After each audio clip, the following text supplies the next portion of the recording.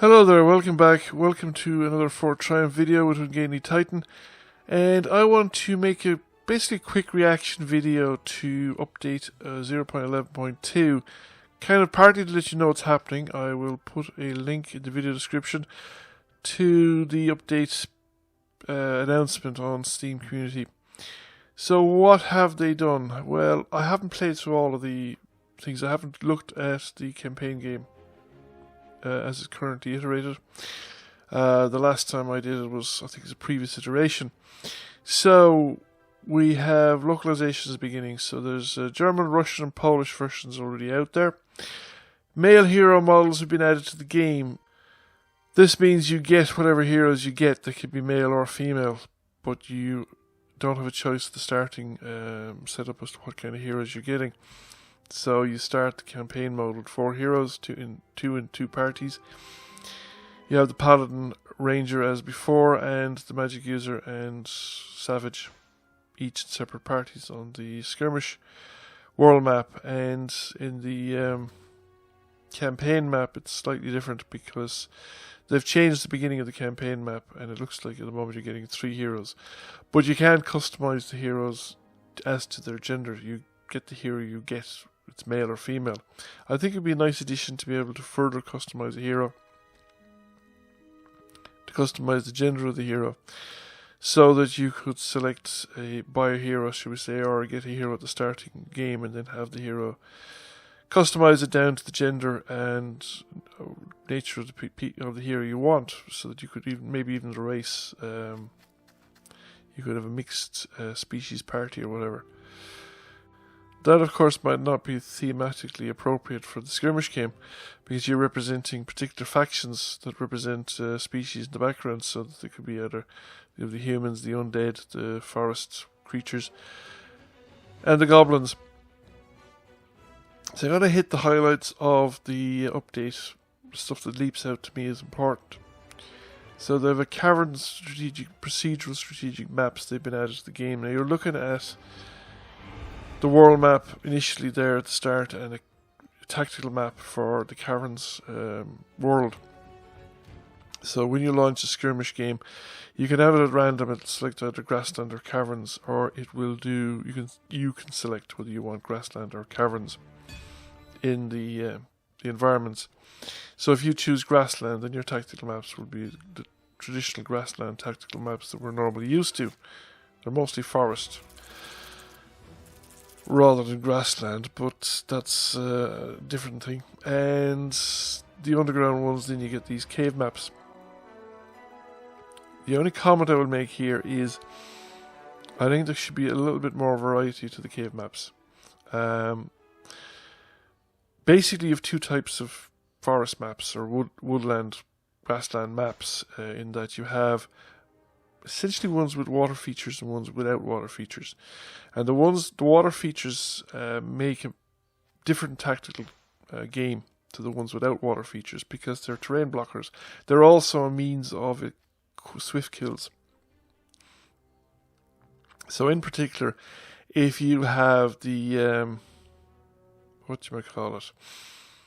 the savage skill. The Savage Skill Bloodlust, for instance, which allows you to gain an action point if you kill an enemy. So that can be quite easy to activate on world map or tactical maps that have the water feature, because you just kick an enemy into the water, they drown, and you can get rid of some very powerful enemies in that way if they happen to be set up near water. Or you could use the lift ability of other characters to push them or put them near water, so that the savage, or the savage in particular, can kick them into the water and then gain an extra action point as a result of doing it. No such option presents itself on the cavern maps. They're all essentially level surfaces, so there's no real line of sight blockers, whereas you have on the other maps, you have elevated terrain, which can act as line of sight blocking, which again can be tactically useful. So I think it's okay. I mean, they're okay on their own. They're grand maps, but over the course of 4 or 5 hours, they get a bit repetitive, and they're a bit samey.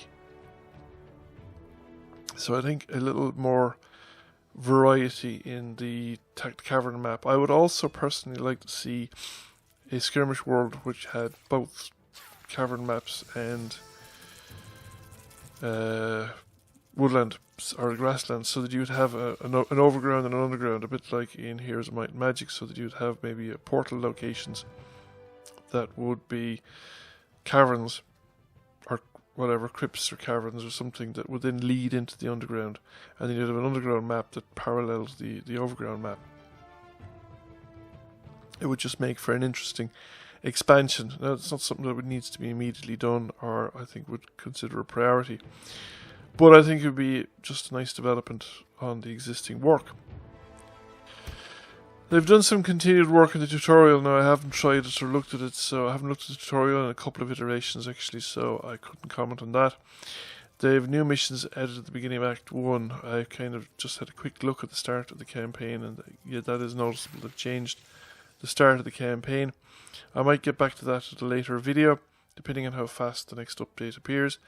Party speed, movement and vision is reduced in the world map. Travel, I can't say that I've noticed, but that's probably not a bad thing. Heroes and towns have been changed so they will never be all of the same class.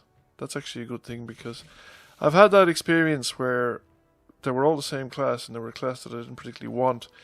And you have scarce enough resources, so you don't necessarily want to spend resources buying a hero to clear a slot to get the hero you want, because magic is usually quite limited. One thing I've noticed in the 2 run-throughs that I've had in Skirmish, there's been no magic generators in the cavern map, the cavern world. No magic harvesting systems. I don't know whether this is a deliberate feature or whether it's just an accident of the randomization process. So they've improved game balance across all difficulty levels. Yes, I have noticed certainly a change in the effectiveness of the AI at legendary level. I haven't played it across all game levels though. Objects and guards spawn on the world map in a more balanced patterns to increase replayability. Can't say that I had a problem with it, so it hasn't really noticed, there wasn't a noticeable impact. It's probably something that you could really only measure with a lot more playthroughs than what I would have the ability to do, should we say, in the timescales.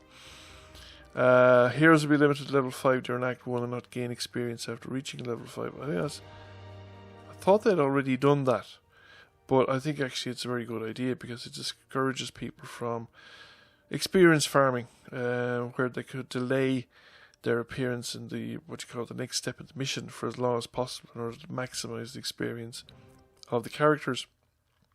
Some tweaks to the UI and performance tweaks, and again, strategic AI and legendary difficulty are now better handled neutral forces and monsters. It has definitely improved. I haven't played it at the other levels, but I've had essentially about 2.5 playthroughs so far. What I have found, it's still inclined to arrive into my territory with very weak parties that have obviously been diminished. And it also, when I go into the AI's territory, it has, and what I've noticed is it doesn't pick up a lot of the cheap, easy stuff to pick up. So there could be Bitcoin bags and stuff like that lying around, magic pools and stuff that it hasn't gone near. But it has captured, say, all the Bitcoin farms in the area. It is stronger in the defense of the town, and in fact, the last time I played it, I'd finished up taking over all the territory on the map. The AI hadn't had much success in actually taking territory, but it had a very strong defense in the town, and I actually made an attempt on it with my best party, so to speak, and there's no way I'd have succeeded. I had a couple of goes at it, to say, a couple of restarts, and I realised there was just no way I could succeed. So I was developing the plan of, because I'd taken over one of the areas that would spawn trolls, of just going in with 2 trolls and a cleric or something like that, to focus fire on some of the tougher enemy units, kill off a few of them so as to make the the final assault more easy. And when the attack, when I was doing this, it actually came out and attacked my party because they'd been sort of hanging around near the town. And I was able to defeat them with the force that came. I was able to defeat the force that came out, and then the party that was remaining in the town was much more manageable. So it is tweaked. It is better than it was. I think it could probably be tweaked a little bit more. But then I'd also have to play at the other levels to make a more considered judgment of that. I will, if I get the opportunity. I'm maybe hoping to put those playthroughs up on YouTube as bonus videos. Just add commentary and just play through them more or less as I did it, including all the mistakes that I made and the restarts and what have you. Although I may edit down some of the restarts because they add a considerable amount of time to the video or to the length of the playthrough. But there's about, one of them I think is about 5 hours, so I might not do all the restarts. But I would definitely plan to put those up over the next week or two, as soon as I get the opportunity, but they won't be part of my main focus, should we say, because I want to do other videos first. Overall, I regard this as a promising update. The game is improving constantly, and I'm certainly enjoying playing through it, and the different iterations are certainly interesting. The Cavern World map actually looks really nice. Like I said, it's just that I think the caverns themselves, the tactical maps, could do with a bit of variety. Similarly, I suppose if you had a Crypt World, it would be the same. The Crypt maps as they currently stand tend to be the same, but they're normally locational based, and you don't run into them that often, so it's not a problem in that situation. I must say thanks for the shout out in the credits as well. I wasn't expecting that, and really chuffed to see my name in the credits or something. It's not something I ever expected to happen. Overall, I'm enjoying the progress of this game.